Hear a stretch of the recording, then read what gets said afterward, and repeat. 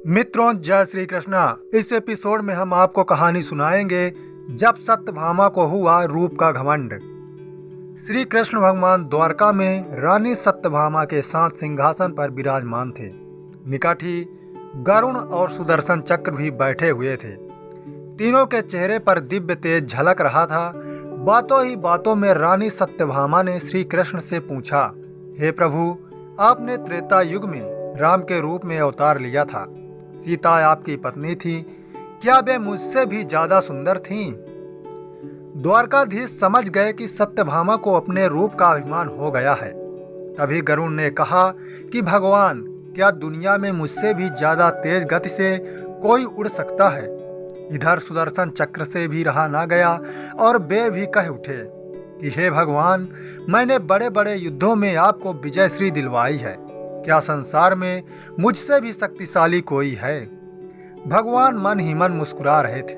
वे जान रहे थे कि इन तीनों भक्तों को अहंकार हो गया है और इनका अहंकार नष्ट करने का समय आ गया है।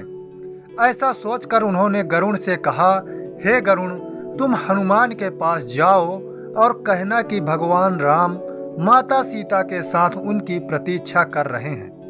गरुण भगवान की आज्ञा लेकर हनुमान को लाने चले गए। इधर श्री कृष्ण ने सत्यभामा से कहा कि देवी, आप सीता के रूप में तैयार हो जाएं। और स्वयं द्वारकाधीश ने राम का रूप धारण कर लिया।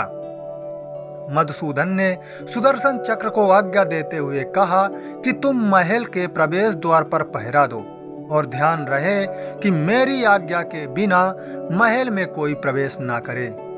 भगवान की आज्ञा पाकर चक्र महल के प्रवेश द्वार पर तैनात हो गए।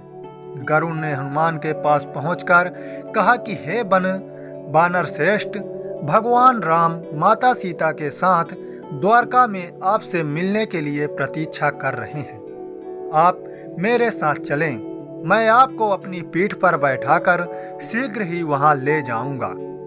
हनुमान ने विनय पूर्वक गरुण से कहा, आप चलिए, मैं आता हूँ। गरुण ने सोचा, पता नहीं यह बूढ़ा बानर कब पहुँचेगा, खैर मैं भगवान के पास चलता हूँ। यह सोचकर गरुण शीघ्रता से द्वारका की ओर उड़े।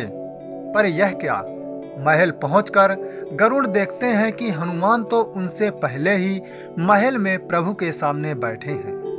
गरुड़ का सर लज्जा से झुक गया। तभी श्री राम ने हनुमान से कहा कि पवन पुत्र, तुम बिना आज्ञा के महल में कैसे प्रवेश कर गए? क्या तुम्हें किसी ने प्रवेश द्वार पर रोका नहीं? हनुमान ने हाथ जोड़ते हुए सिर झुकाकर अपने मुंह से सुदर्शन चक्र को निकालकर प्रभु के सामने रख दिया। हनुमान ने कहा, प्रभु, आपसे मिलने से मुझे इस चक्र ने रोका था, इसलिए मुंह में रख मैं आपसे मिलने आ गया, मुझे क्षमा करें। भगवान मन ही मन मुस्कुराने लगे। हनुमान ने हाथ जोड़ते हुए श्री राम से प्रश्न किया, हे प्रभु, आज आपने माता सीता के स्थान पर किस दासी को इतना सम्मान दे दिया कि वह आपके साथ सिंहासन पर विराजमान है? अब रानी सत्यभामा का अहंकार भंग होने की बारी थी। उन्हें सुंदरता का अहंकार था जो पल भर में चूर हो गया था। रानी सत्यभामा, सुदर्शन चक्र व गरुण जी, तीनों का गर्व चूर चूर हो गया था। वे भगवान की लीला समझ रहे थे। तीनों की आंखों में आंसू बहने लगे और वे भगवान के चरणों में झुक गए। अद्भुत लीला है प्रभु की, अपने भक्तों के अहंकार को अपने भक्त द्वारा ही दूर कर दिया। मित्रों, इस कथा से हमें यह जानकारी मिलती है कि जीवन में कभी भी अहंकार नहीं करना चाहिए। जरूरी नहीं है कि आज जो आपके पास है वह कल भी होगा।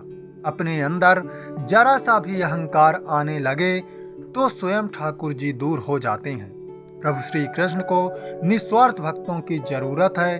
प्रभु को निस्वार्थ भक्तों की जरूरत है, अहंकारी की नहीं। इसलिए सच्चे मन से प्रभु की भक्ति करें और किसी भी चीज पर अहंकार ना करें। तो मित्रों, ऐसे ही रुचिकर कहानी सुनने के लिए हमारे चैनल को सब्सक्राइब जरूर करें। मिलते हैं किसी अन्य वीडियो पर, तब तक के लिए जय श्री कृष्णा।